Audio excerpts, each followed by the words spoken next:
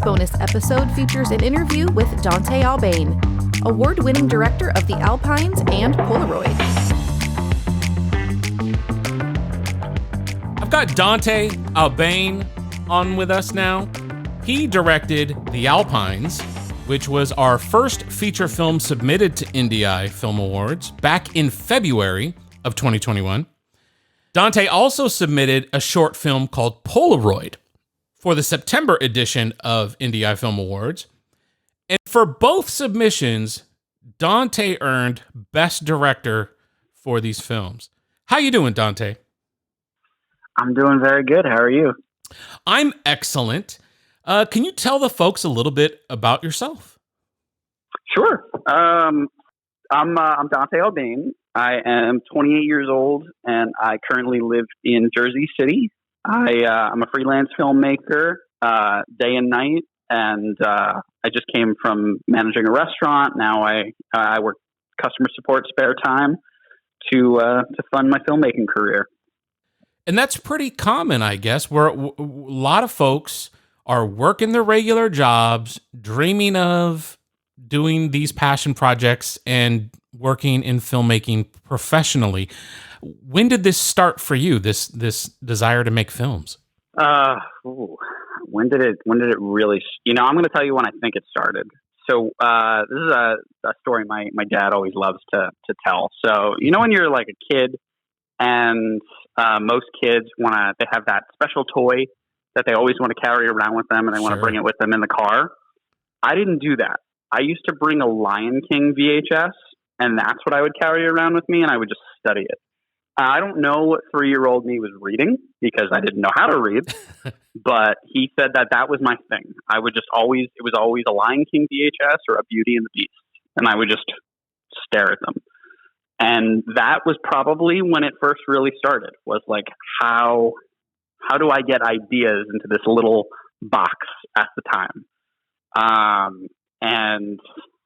So I moved I grew up in New York and we moved to Jersey. I think it was like 9 or 10. And around that time I had met a couple people that made movies in their spare time because that's what they did for fun. And I was like, oh, that sounds cool. Like, let's do that.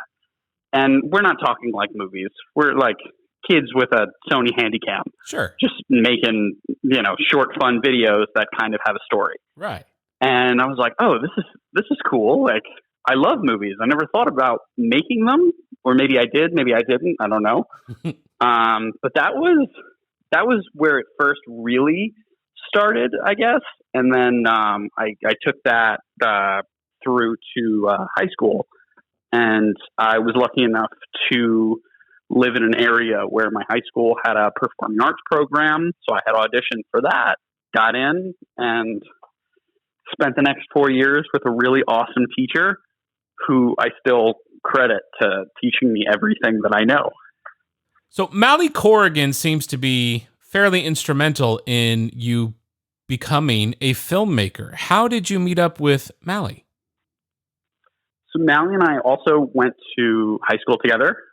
We didn't actually know each other back then. I had first met Mally when I was a senior. She was a junior, and we had a mutual friend, and we worked together on a fan film at the time. But a friendship didn't really spark from that. We had a great time on set, and then it was like, great, thanks so much, nice to meet you. And life went on. Couple of years later, I went away to school, came back, was still kind of working and making little short films, music videos and whatnot. And she saw one of my shorts online, and something there inspired her to reach out. It was like, hey, you're still making movies. I am writing movies. I've got this really awesome script that I'd love to talk to you about. And so we kind of reconnected at that time. It was just on a professional level because, like I said, we were never really close back then. And so the process didn't start out as two friends coming together.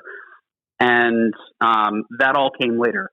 I think that's really best in the long run, because if you have a couple of buddies who are friends and then you're like, hey, let's make a movie, you're probably not both as passionate about it.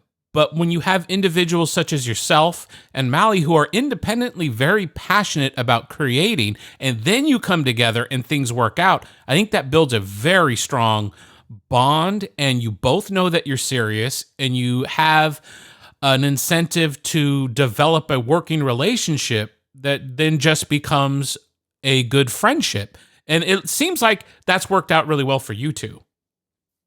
It has.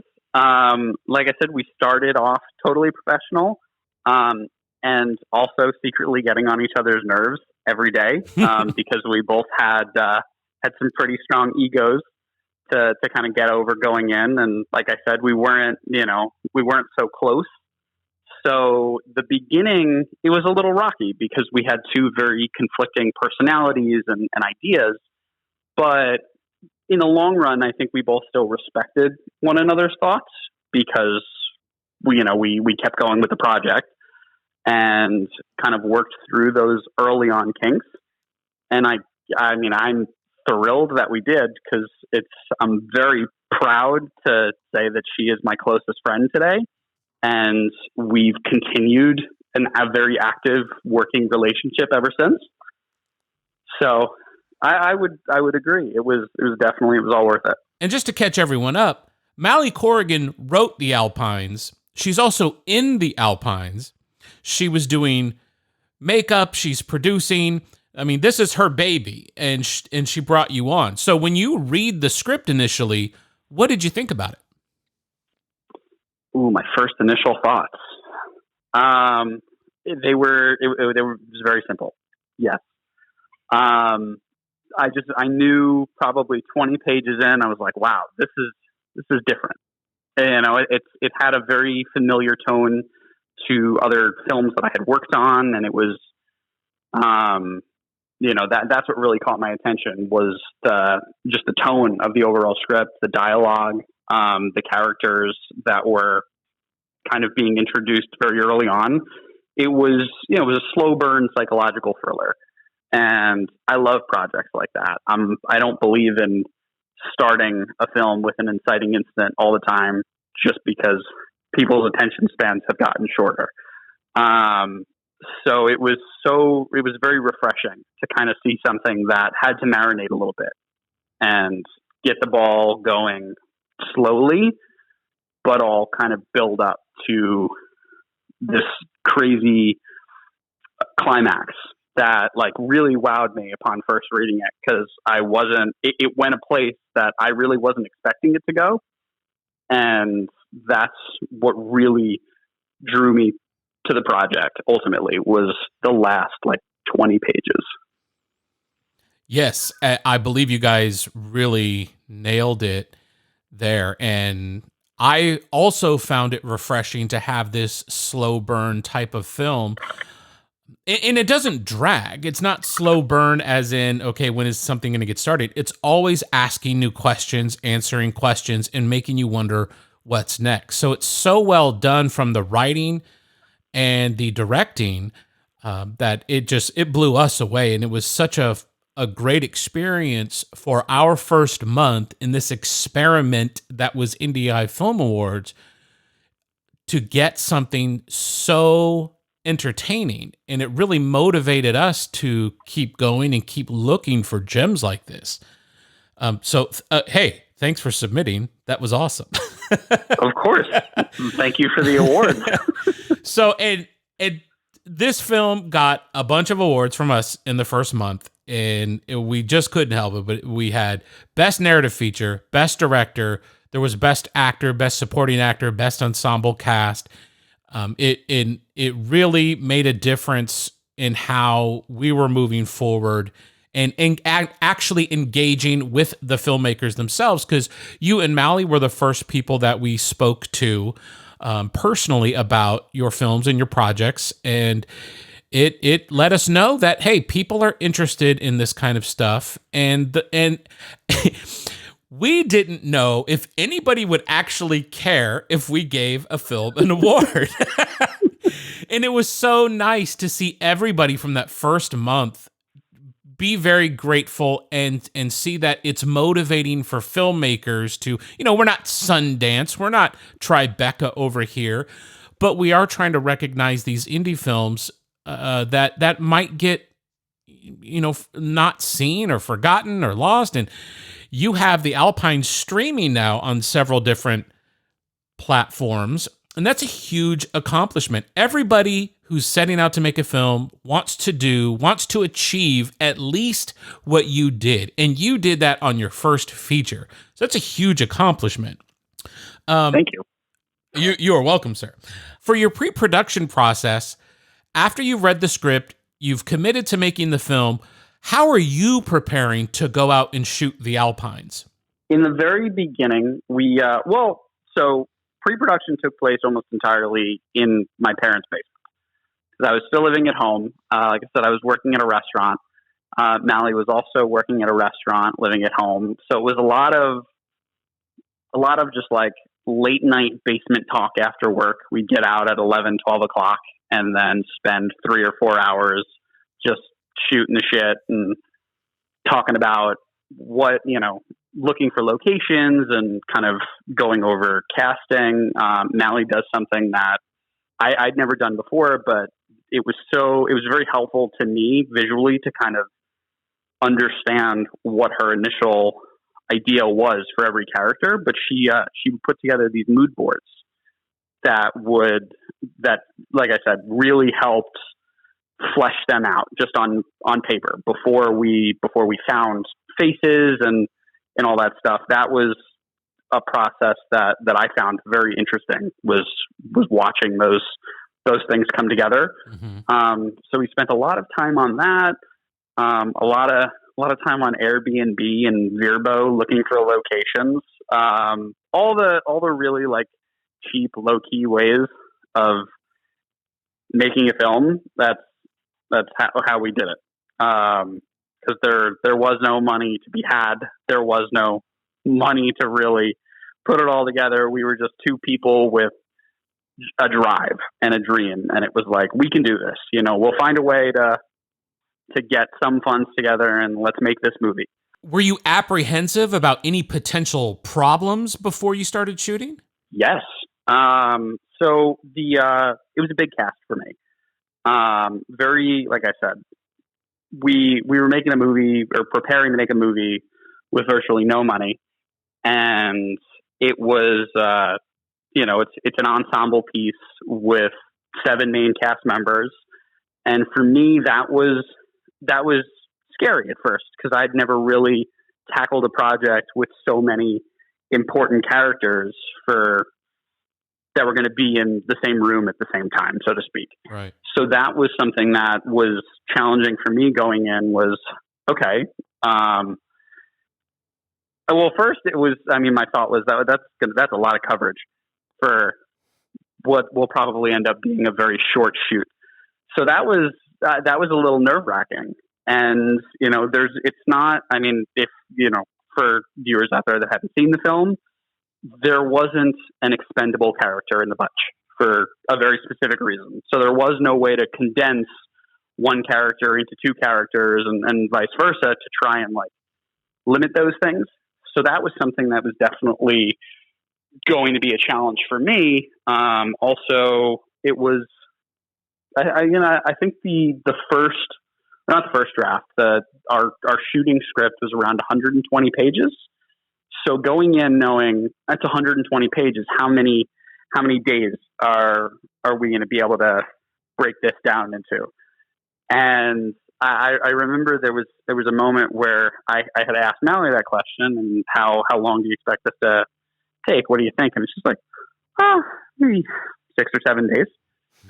And my eyes went wide. I'm like, are you trying to kill me? 120 pages in 7 days? She's like, yeah, that's pretty fair, right? I'm like, no. How about 12? Maybe. She's like, oh, that's a lot. How about 10? I'm like, how about 12? So, then it was, okay, now we've got to try and find a location. that was going to allow us to shoot for hopefully, somewhere around 12 days, but also keep the budget down because we funded the movie almost entirely with credit cards. Right. And a couple nice, generous grants from Mally's inheritance fund and some cash from my parents. But that's pretty much how we funded the project. We stumbled upon this location that was located in Bumblefuck, Vermont. Sorry.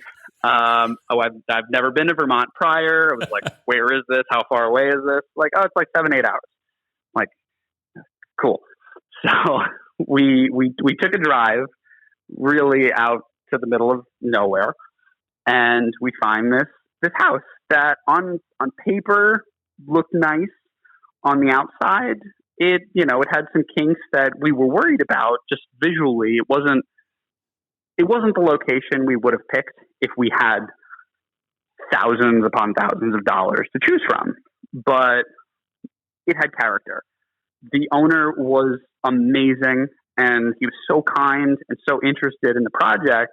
The owner loved Mally, so they kind of had this really nice connection right off the bat when she was telling him about the project, and he was generous enough to offer us a discount if we could shoot the project during a certain time before their big spring rush or summer rush. So with that in mind, we were kind of like, this is an indie filmmaker's dream. I mean, we just got a location with a massive discount. We've got to take it. Yeah.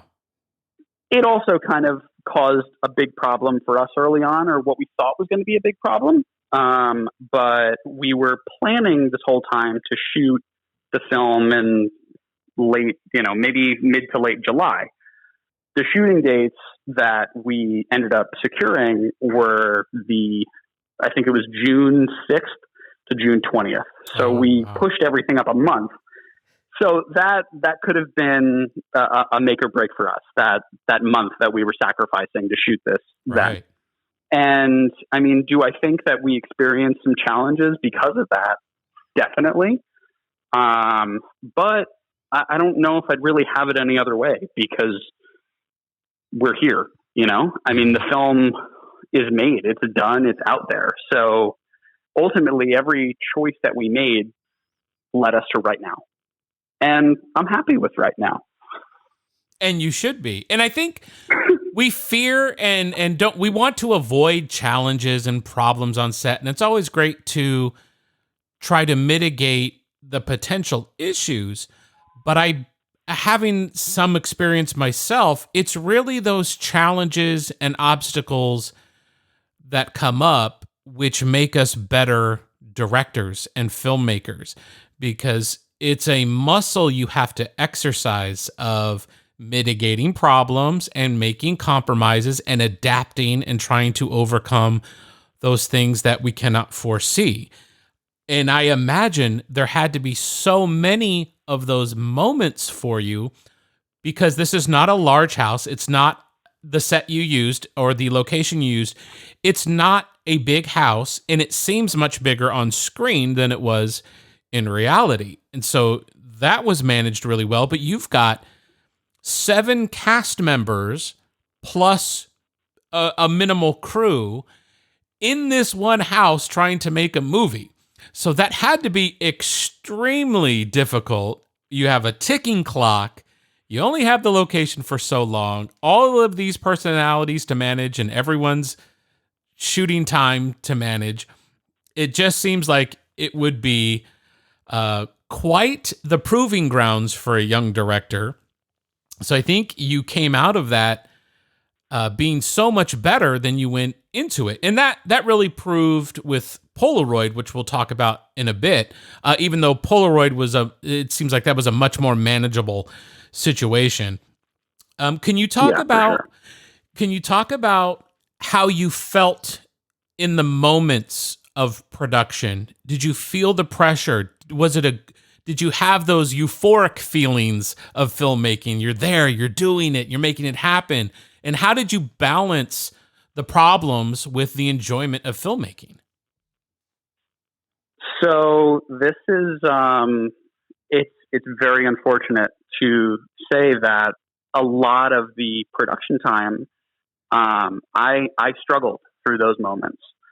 And there were a lot of times where it was really hard to kind of envision myself at, at the end of the tunnel, because it had gotten very difficult. Day one on set, all those feelings, all the euphoria and just excitement of shooting.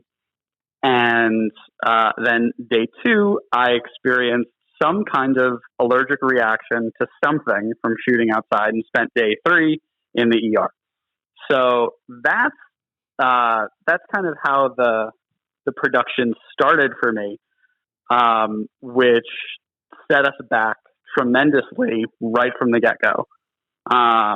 So right from the beginning, it was like a big panic, because it wasn't even, unfortunately, something that I could avoid.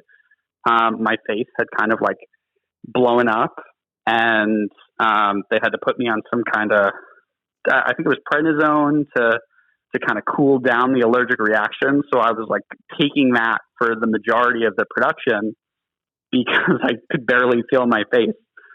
So it was kind of crazy to have to, now go back and pretend that this isn't happening, because we've got a film to make, and, we've got an obligation to all these people. And thankfully, this is where Mally really like came together and helped push me through that. Because it was scary, and where, we've only got a certain amount of time. We've got, I think, all in all 13 days. And here I am spending one of those days in the ER, and then I got to go right back home and shoot that night. So that was something that was like always kind of over my head for the rest of the shoot. And I didn't always handle it the right way. I was going through a lot of like personal issues and kind of demons, and so to speak, that were then kind of coming up in my head, because I had this big weight now over being behind a whole day. And like I said, I didn't always handle it very well, and it was really tough for me in the beginning. But you've got a good producer by your side, and they're going to be the ones that are going to get you through those moments. So being able to rely on the people around me, mainly Mally, became like the big strong suit of the set, and what really like got this film finished on time. But I don't want to say that the entire experience was completely terrible. It was, ultimately, once the camera started rolling and I got to watch these incredible actors act, that was the constant reminder that it was all going to be worth it, because here we are all giving it our alls, and they're putting in these powerhouse performances that are reminding me it's going to be okay. Like, it's going to be fine. And it was. We made our days, just barely. I lost a lot of sleep, but I signed up for that. I wasn't expecting to get my full 8 hours in every night. I think everybody, or at least like young filmmakers, think, they're going to go in and it's going to be perfect and it's going to be smooth. And that is never true. Everything that could possibly go wrong will go wrong. And if you prepare for it, I think that's what kind of gets you through. And I'll be honest, I went up there totally preparing for everything that could possibly go wrong to go wrong. I still didn't foresee a trip to the ER. I really didn't. But hey, it just became a great story to tell afterwards, because I'm not suffering anymore. I forgot about that whole allergic reaction thing, man. That's fucking hilarious. I couldn't remember if I had previously told you that or not. Yeah, you did. Oh my God. On day 3 to lose a day. It might have been day 2, honestly. I know it was really early on. God. And I kept itching my face, and we're watching. I hadn't shaved. I was like putting off shaving. So I go up there and I'm like, yeah, I'll get to it. And I'll get around to shaving. And then by the time I was ready to shave, I was like, why can't I shave? This hurts. Whatever. I'll look like a hobo while we're shooting. And then one of the cast members was like, hey, are you okay? Because your ear looks red. I'm like, yeah, no, I'm fine. They're like, that really doesn't look good. I'm like, no, I'm fine. I can still hear. So like, I'm good. And then we're shooting for like a good couple hours. And I'm like, I think that they could tell like something was wrong. Either like they weren't doing great or I wasn't doing great. And it turned out I wasn't doing great because something was wrong. Gosh. I was like, no, we can do this. And then one of the actors, bless her heart, in that moment, because I was ready to just never get it treated, she's like, listen, I'm not shooting again until you go get that checked out. And man, like to hear that from one of your actors in the moment, yeah, you're mad. You're like, are you kidding me? Yeah. Come on. I'm the director, damn it. It was the biggest blessing ever. And I like thanked her to death the whole time I was sitting in the hospital. I was like, I feel better now. Like I really needed to do this. It was a really nice moment for them to put their foot down for me because I think they knew I wasn't going to do it for myself. Let's get into the nerdy filmmaking stuff here. People will want to know, what gear did you choose to shoot and use on the Alpines? I really, again, we didn't have a lot of money, so there really wasn't a lot of choice. I just went with what I had. I really wanted to shoot on, the red and all the fancy gear that everybody wants to shoot on, but that wasn't realistic for me. And I kind of decided, I'm like, that doesn't have to be a big, struggle or anything. I'll just, I'll figure it out. I had come from working on a Panasonic GH4 through all of my like smaller projects and things. And I really I loved the Panasonic's color science, and I knew my way around those cameras. And at the time, they were just pushing out the Eagle One, and I knew I was planning to purchase that camera within a year. So I was like, you know what? Do I really want to shell out $2,000 to rent it for 13 days when the camera, at the time I think it cost $7,000. I didn't pay for it outright. I mean, that's what's great about credit cards. So I did finance a Panasonic Eagle One to use for the project. But I mean, like I said, that was something that was an investment I was going to make either way. That's the only reason I felt comfortable making it in that moment. Right. And it, I kind of chose that mostly for ease of use. Like I said, I would have loved to work with a red and raw files, but I wouldn't have been able to handle that in that moment. Being somebody who's just doing this part-time, still had to come home to a full-time job, right, and then make another full-time gig out of editing all night. And I'm a human, so you got to find some time to sleep. Of course. So I ended up financing that, and I had already had a nice kit of Canon primes. They were, nothing fancy. They were just like the simple USM lenses. I had a 20, a 28, a 50, and an 85. And I want to say 90% of the movie we shot between the 20 millimeter lens and the 28, with one of the more intimate scenes later on in the film. I think I shot that entirely on the 50. But otherwise, I mean, I really loved the kind of like hyper realism that I was getting out of the 20 and the 28, because it almost made everything look like a little uneasy, if that makes sense. Mm-hmm. And you can also, fun fact, because again, we're not perfect, if you look real closely, you can probably see one of my lenses in every single scene of the movie, just chilling as a paperweight. Because you're swapping lenses in and out, and you're putting them down wherever you can. Because I was, there was really just, we say a crew of 3, But for when the cameras were rolling, it was almost always a crew of two, because Mally was also one of the leads in the film. So it was me acting as the director, the DP, and the camera operator. And then we had a boom operator on set. And that was pretty much it. So it was a lot of just switch, drop.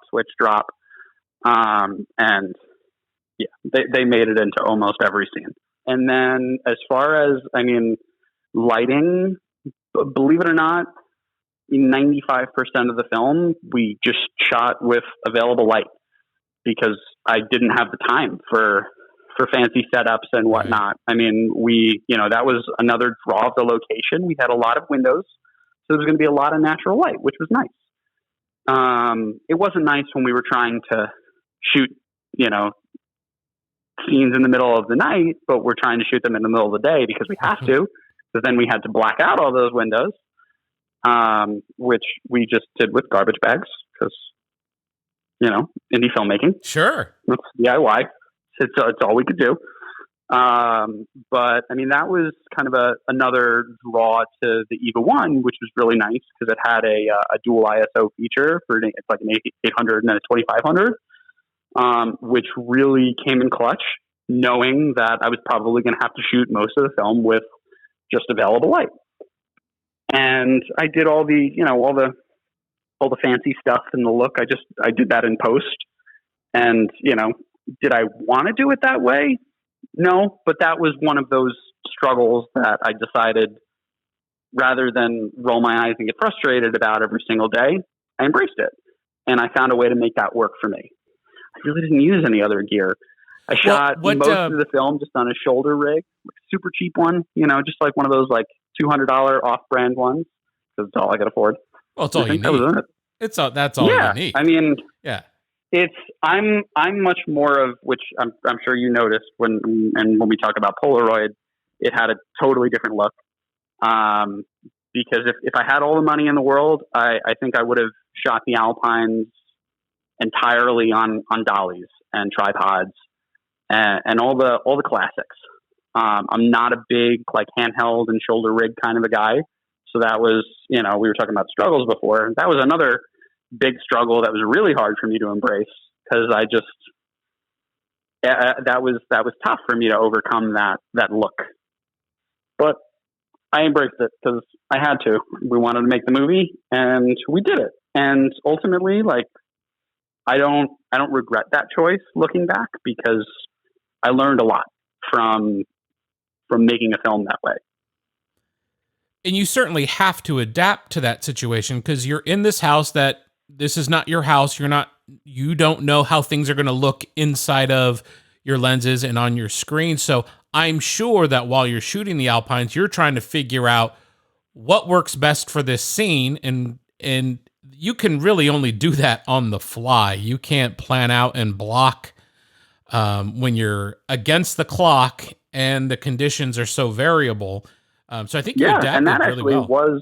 I'm sorry. That I should have mentioned that as a struggle before as well.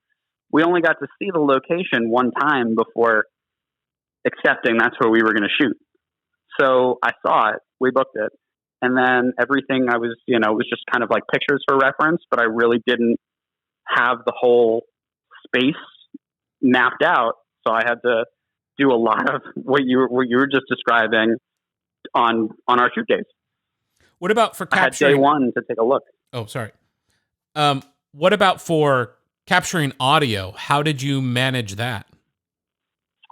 That was, it was fairly, we didn't think too much into it, because we just didn't have a lot of options. Like I said, there was just two of us.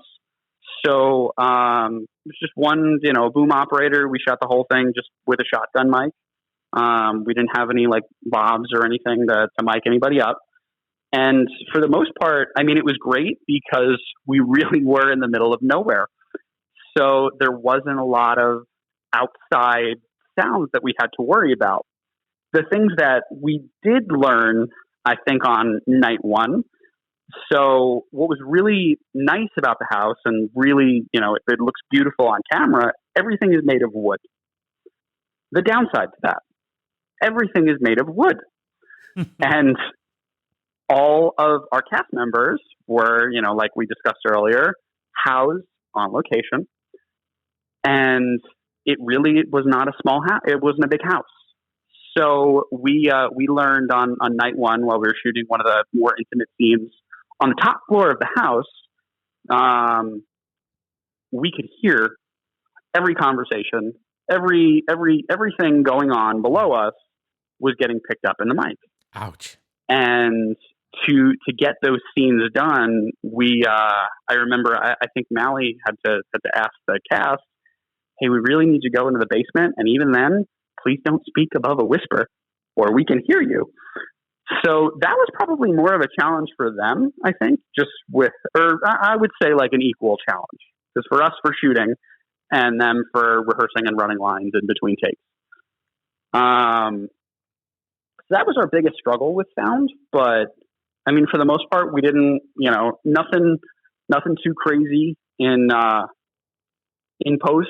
Some of the louder scenes, I mean, we learned the hard way that we should have done some more blank takes and kind of addressed a lot of the cast kind of stepping over each other's lines during those big shouting scenes. Mm-hmm.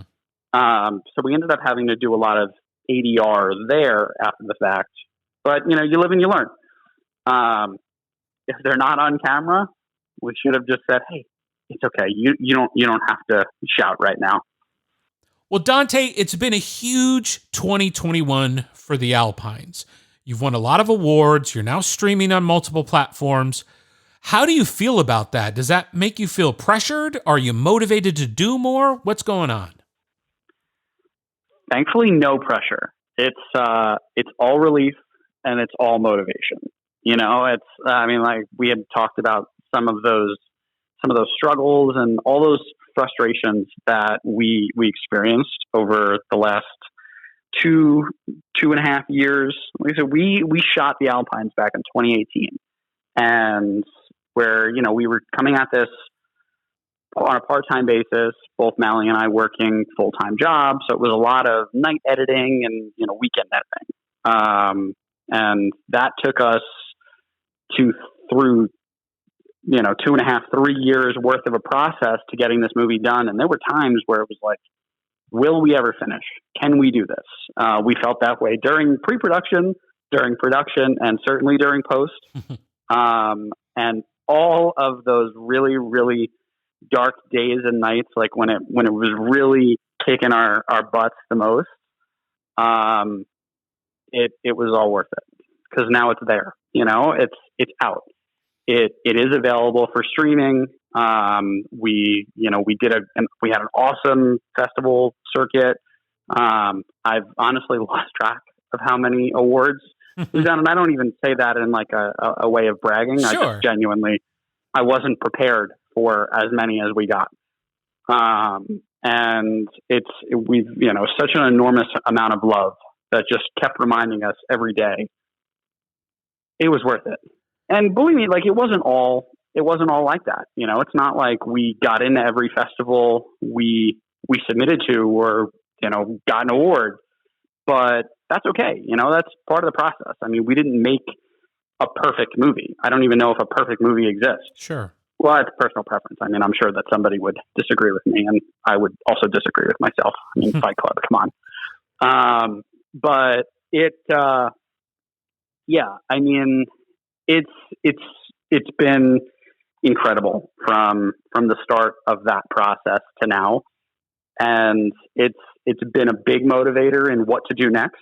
It's also, I mean, I guess there's a little pressure there because with all the love we got from the Alpines, it's like, all right, we got to top ourselves. We have to do something better, otherwise, what did we learn?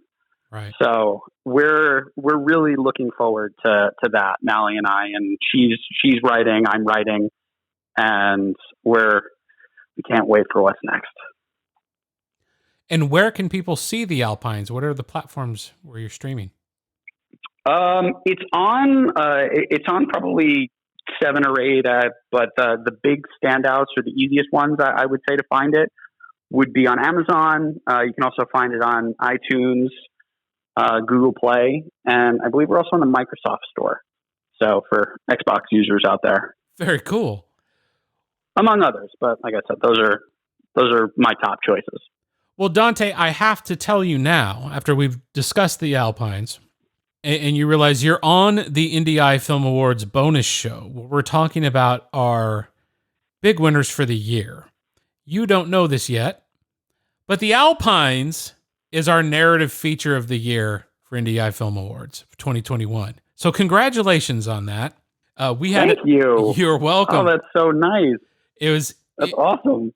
I think you and Mally and your team did such an excellent job of making this movie and creating something wonderful for the viewer to watch that it really should inspire other filmmakers to just make the most out of what you have and go make things the best way that you can. Because if Dante and Mally and everybody involved with you guys can go get this done, then it's proof that indie filmmakers can make something out of almost nothing.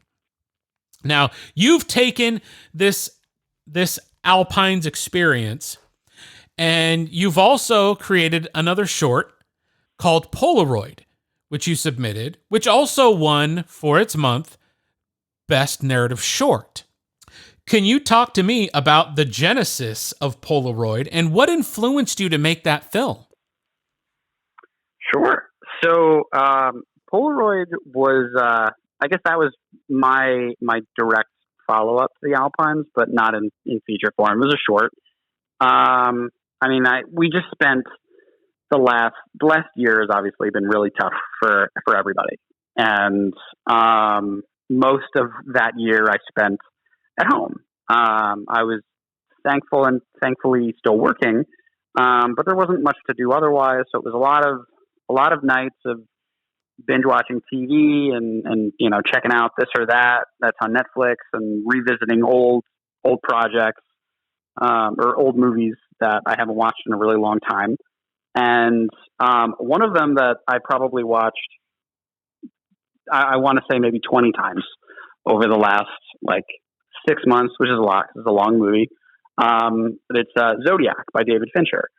And I just felt like I had constantly learned something new every time I watched it or saw something else. But at the core, I just loved watching Jake Gyllenhaal's performance and that character's quest for answers about who the Zodiac is. And then, I started thinking more about the fact that we don't know who the Zodiac is. Or, well, now we might. Which is interesting. It was very interesting timing. So it's like I started to think about, obsessions and unhealthy obsessions because we all have them. And, things that people obsess over that, you can't change or, do they really matter in the real scheme of things? And I wanted to explore that in my own way with a character and, or something. And I was thinking, hey, I hadn't shot anything in a really long time. And I really wanted to shoot an interesting conversation. So it kind of started there with some of the themes present in Zodiac and then taking that into this interesting conversation, or at least I hope that it was interesting.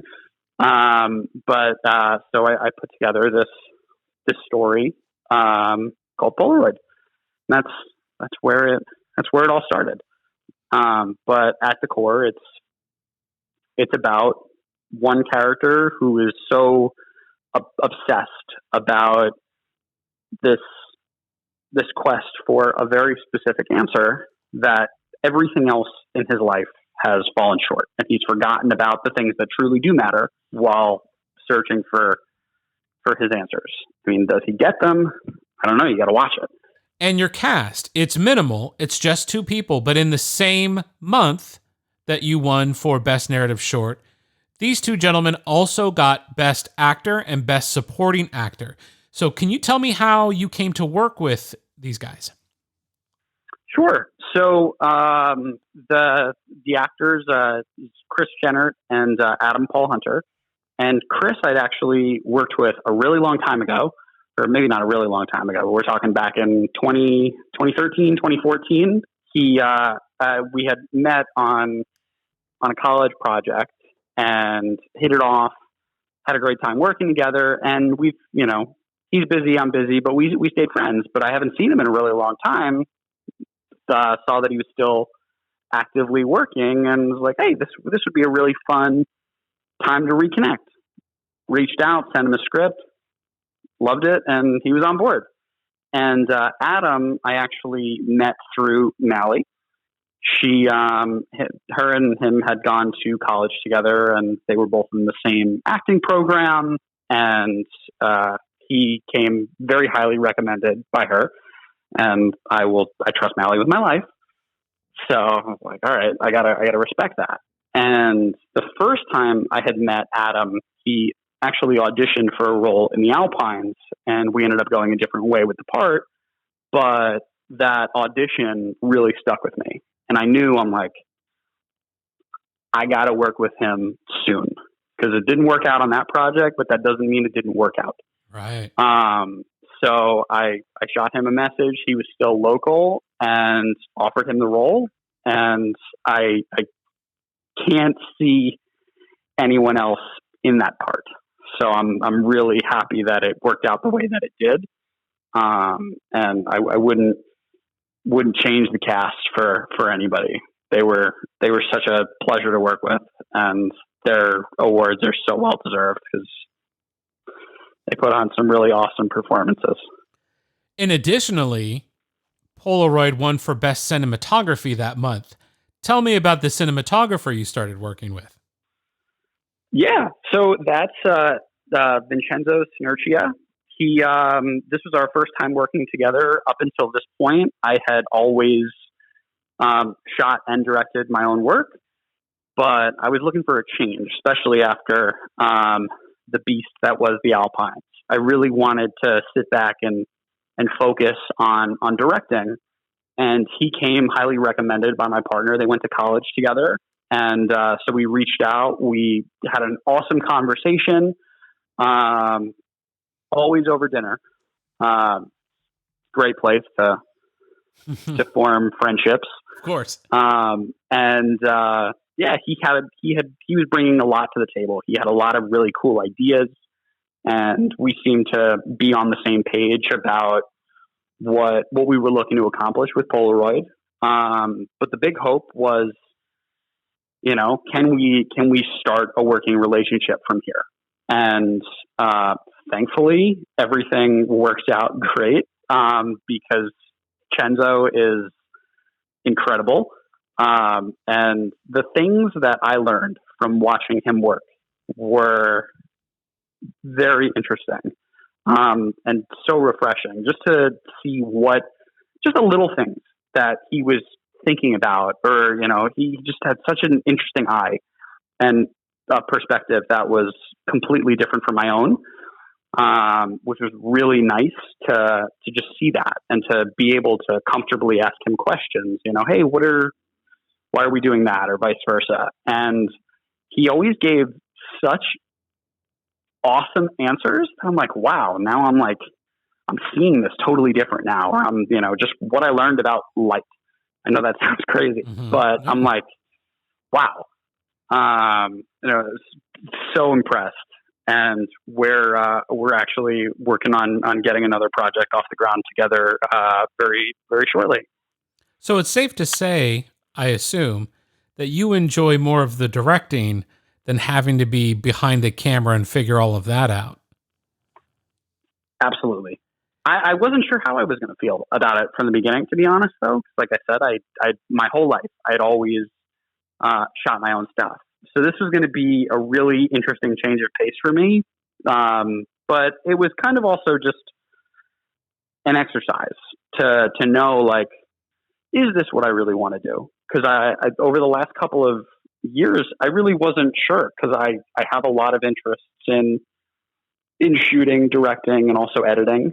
But I was I've kind of been struggling with what I really wanted to make my primary focus. And I always thought it was going to be directing, but I hadn't really given myself the opportunity to just do that. And it worked out. I would say directing is definitely primary focus, which also great for him because cinematography is his primary focus.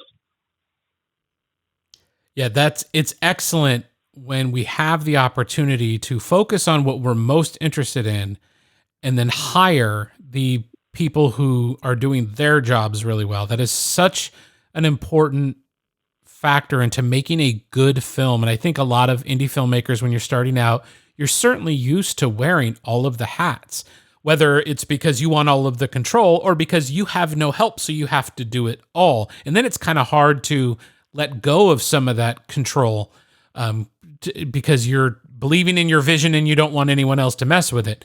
But it's so key to have the right people doing the things they're good at. And I think that's something a lot of indie filmmakers don't have a lot of, or they don't put a lot of importance into that. And I think you end up learning the hard way that, yeah, you want your lighting person, you want someone who cares about sound. And it's nice to have a cinematographer so that you can direct and work with your actors.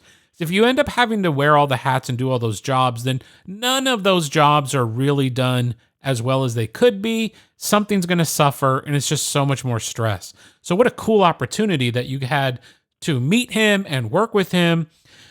What kind of production challenges did you guys come across? This was all shot in one location, and you had some things going on with that. Tell us about it.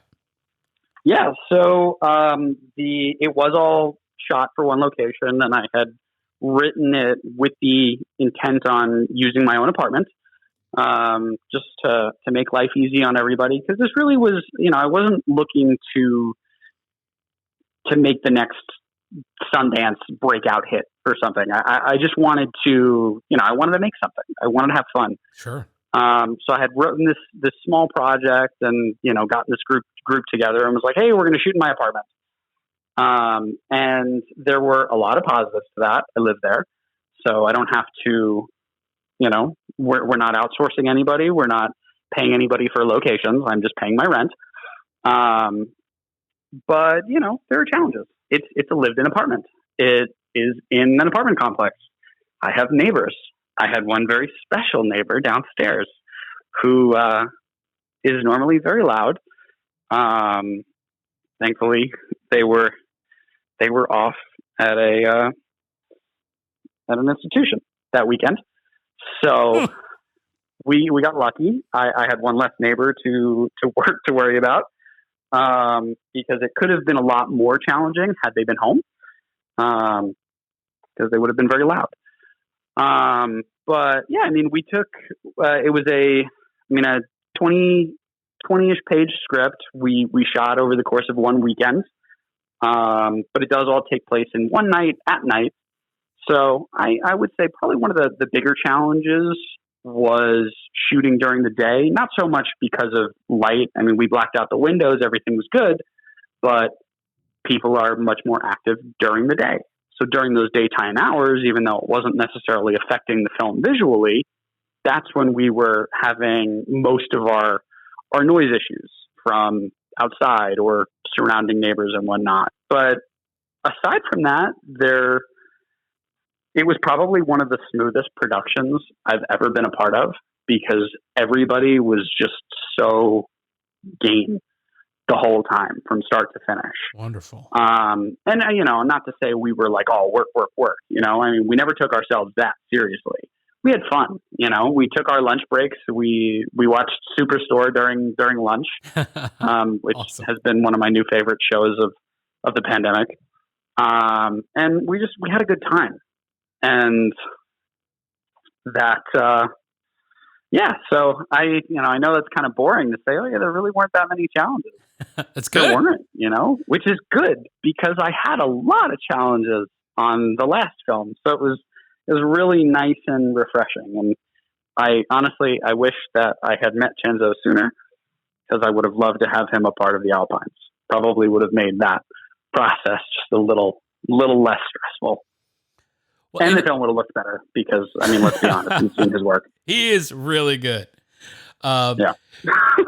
So since all this was smaller in scope than the Alpines, what was post like for you? Was there less pressure to finish and make your own choices? Tell me about that experience. There was a little bit of pressure only because I was in the middle of a move. So we had shot at the end of July, and then I was going to LA for a week, and I was originally supposed to be moving out of my apartment by September 30th. So I had probably 2 months where I really wanted to just get at least, a nice assembly done, just to make sure that I had all my coverage. God forbid we needed to do reshoots. So there was a little bit of pressure there, just because, once I move, I'm not going to have access to the location anymore. Right. But it was pretty straightforward and nice and simple. I had put a lot more work in on this in pre-production. I had a really clear vision of what I wanted, and having all of that, I guess mental preparation, but also just having it all on paper and knowing what I want here, there, this and that, it made the editing process so smooth. And most of it was actually edited on a plane, back and forth to California. I couldn't sit still, and I was getting anxious. So 12 hours of editing on there. I think I banged out the first 6 or 7 minutes. So that's awesome. Great use of time. Oh yeah. Now that you've done a feature film and this short film, has your perspective on filmmaking changed from the young man who was just getting into this Alpines project and to now you've had these two things under your belt?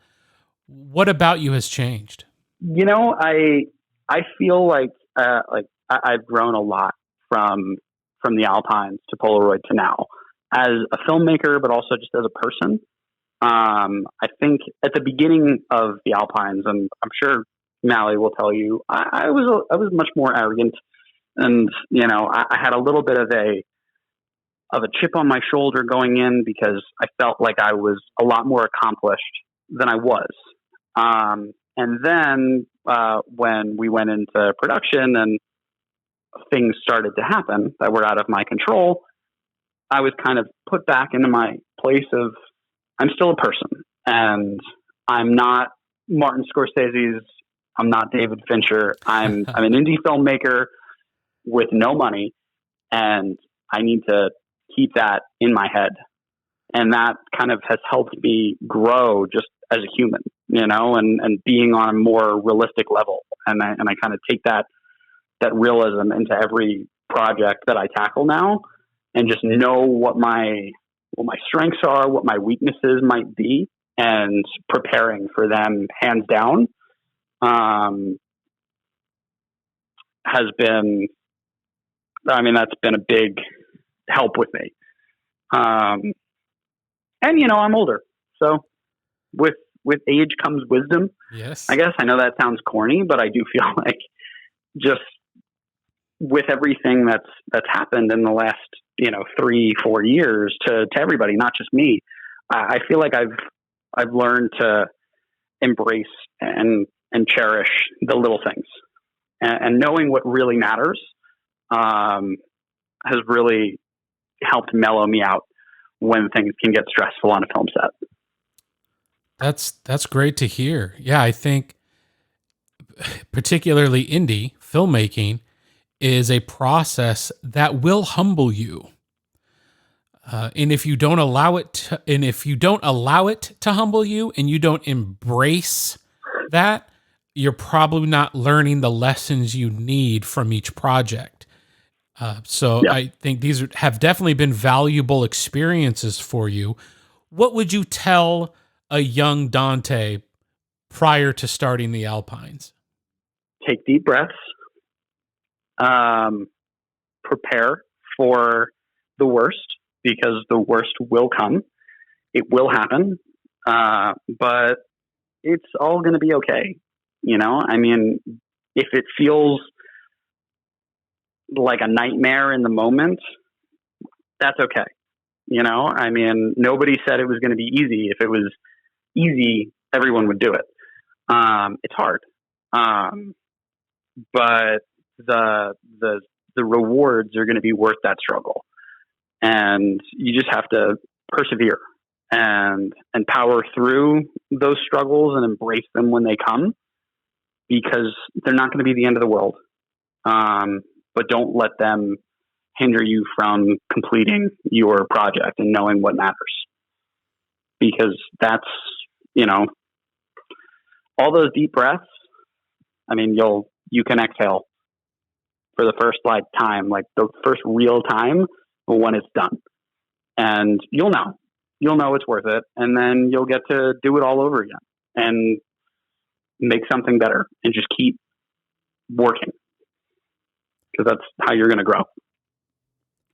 That's excellent. That's great perspective from someone who's now been in the trenches and has some valuable experience to share with others. And Dante, can people watch Polaroid? What's the plan with that right now? So right now, Polaroid is still circulating in some festivals, but it is currently available. We're not promoting this too much, but you can find us on a website called thinkshorts.com, and just search for us right there. And I'd say probably within the next 6 months or so, we'll also have a public link available on my Vimeo channel. But for now, thinkshorts.com. And is there any social media you want to share if people want to follow along and see what Dante's doing? Yeah, I'm not big on social media, but I do have an Instagram page where I post everything from cat videos to filmmaking stuff. The important things. Oh yeah. But that's just Dante_Aubain. All right. Well, now's the time, Dante. I'd like to tell you that our 2021 Best Director for IndieEye Film Awards goes to you, sir.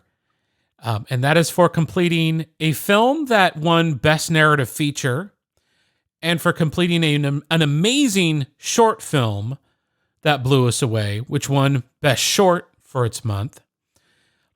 You've also been responsible for directing some really talented people and delivering some amazing experiences as a viewer, despite having immense challenges. And I think the obstacles that you have personally overcome, personally and professionally have overcome to achieve these things in a relatively short amount of time. And as a young man, I find that incredibly impressive. And while we've had some just really great submissions at IndieEye this year, we think in the totality of this award, I think you embody exactly what it stands for. So congratulations on being our Best Director of the Year. Thank you. That's wow. Oh, that's so cool. Thank you so much. Well deserved, my friend. What's next for you? Oh, well, we've got a lot.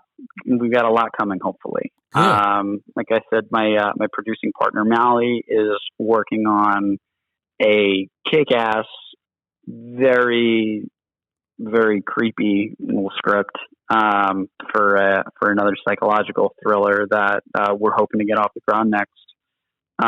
We are also working on a home invasion slasher that I'm personally writing. And then Chenzo and I that's also going to be a feature. And then Chenzo and I are also putting together a short film that's very in the vein of the original When a Stranger Calls, the 1979 one, not that terrible 2006 remake. Right. Or did I say 69? 79. Yeah, 1979. Yeah. Uh-huh. But if you want an idea of what that's going to look like, you just got to Google When a Stranger Calls, Carol Kane opening scene. And that's going to be the closest you'll get to what our next project will probably feel like. Very intriguing. I'm so glad to hear that you have these other projects in the pipeline and that you're wanting to create more. I think it's very inspiring to other filmmakers. And good luck to you, sir. I know we'll still be in contact, but I really appreciate your time in coming on and talking with us and kind of recapping these experiences and sharing with others. It's very valuable. Thank you so much for taking the time to speak with us, man. And I hope you have a thank you. Great This was so much fun. And I highly encourage everyone to go to your streaming platforms and search for The Alpines, rent it, buy it, watch it, and enjoy it. What a fun experience. Now you know a little bit more about how it was made. And go to thinkshorts.com and look for Polaroid. Check that out. Thanks again to Dante Aubain for being on with us. Find more information about our guest in the description box of this episode. If you'd like your project discussed on the podcast, go to IndieEyeFilmAwards.com and submit to our open monthly competition. Find us on Instagram and YouTube. IndieEye Film Awards.